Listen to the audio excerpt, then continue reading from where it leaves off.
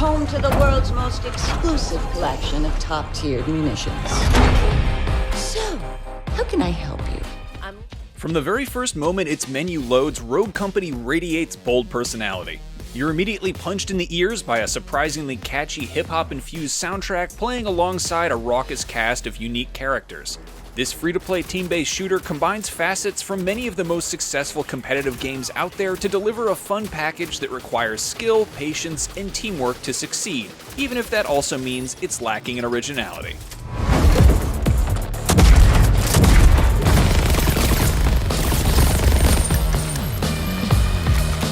Rogue Company is a multiplayer-only shooter with a gallery of interesting characters called Rogues, each with their own distinct abilities, loadouts, and perks to choose from.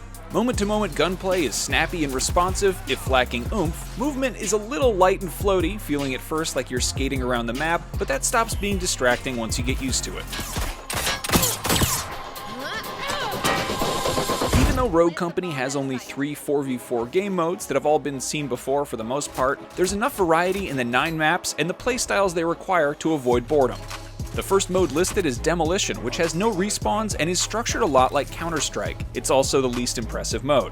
One team has a bomb and must plant and detonate it at either one of 2 points on a map or take out all enemies. It almost always ends in a team wipe, and maps are so small that a big part of the mode's usual strategy in other games, juggling 2 capture points, is undercut here.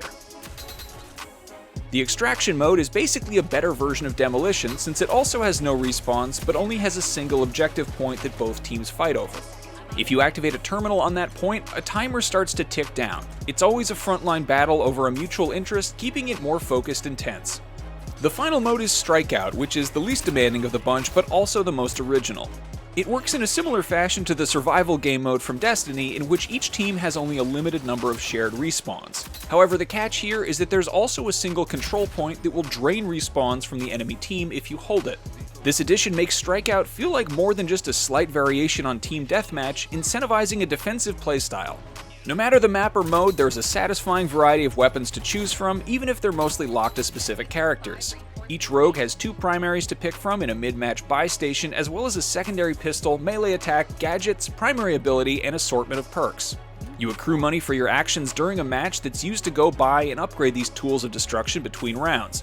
That may sound similar to CSGO or Valorant, but it feels more like a MOBA in practice.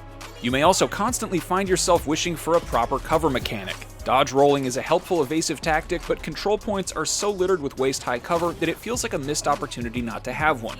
You can crouch at least, but having to then stand at full height to shoot over walls is a bit annoying.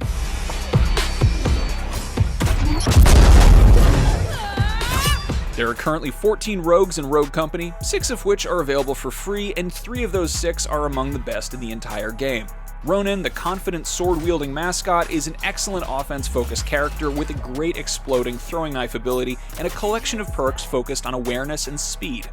There's also Dima, whose personality is confident with plenty of one-liners. He gets a nasty cluster grenade and perks focused on health and ammo regen and is a staple of nearly every match. Finally, the free rogue Dallas is great. He's snarky and very well rounded since his ability reveals a red silhouette of where the closest enemy is located, which is useful in any and all situations. On the paid rogue side, Talon is one of the most interesting since his ability is a radar that can be planted anywhere and pings your map if an enemy steps within its radius. And instead of typical grenades, he gets C4, which combos with his radar to make excellent traps. Rogue Company's in-game shop is a textbook example of how to do microtransactions well in a 100% free-to-play game. Similar to other team-based arena games such as League of Legends or Smite, the store is restricted to characters, emotes, and cosmetics. That's it. The $30 starter Founders Pack is a great value because it includes all 8 paid rogues, but you won't feel like you're at a power disadvantage for not having any of them. You can also grind out in-game reputation points to unlock characters without spending cash, which can take anywhere from a couple of hours to a dozen or more depending on their cost. Unfortunately, performance is a lingering issue on PC even now that Rogue Company is out of closed beta. Crashes to desktop can happen, alongside other weird issues like pre-game lobbies mysteriously merging, so you end up talking to strangers before even being matched for a game. It's super bizarre.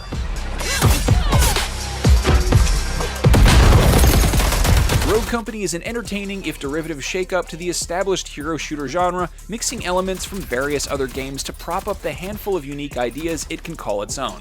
Beneath the basic third-person shooter mechanics are some interesting strategies, bold characters, and plenty of maps, making a fun foundation that already feels worth your time.